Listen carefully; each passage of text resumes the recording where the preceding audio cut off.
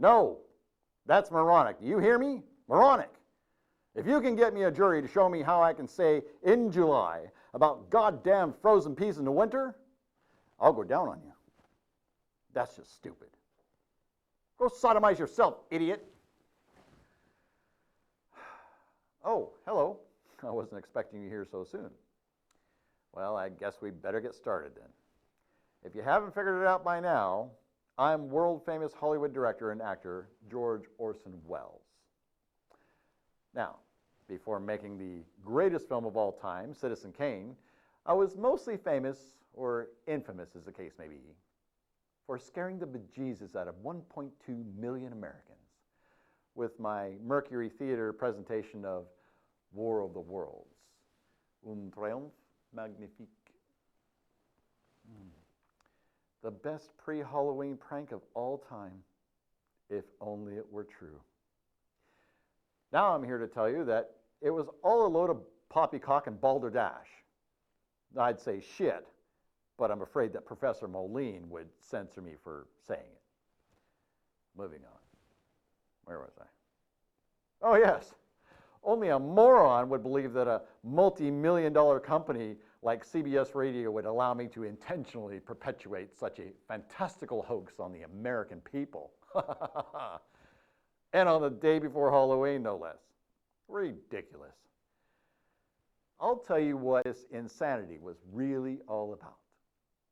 What most things in life usually are: money. The newspaper companies were being threatened by the new up-and-coming Hollywood rival radio, and they didn't want to lose any more of their advertising revenue. It's as simple as that.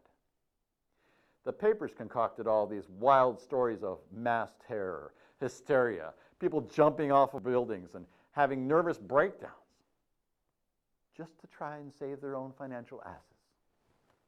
The New York Times headline read, "Radio listeners in panic, taking war drama as fact."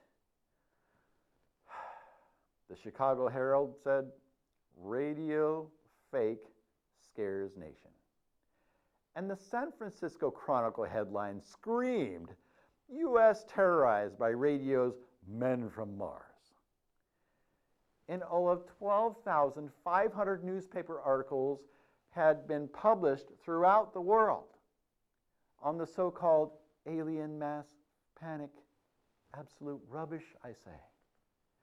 Furthermore, can you believe that CBS got sued for $50,000 by a listener who claimed that the network caused her nervous shock? How ludicrous is that, I ask you? Needless to say, her lawsuit was quickly dismissed.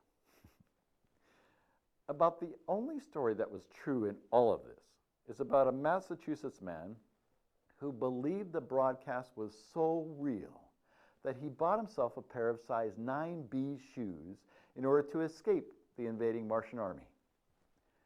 And do you know what? I was so moved by his story that I actually took money out of my own pocket and paid for his shoes. What a crazy world we live in. Anyhow, I've wasted enough of my valuable time on this preposterous story, so this is George Orson Welles signing off. Good night and good luck. You're going to need it.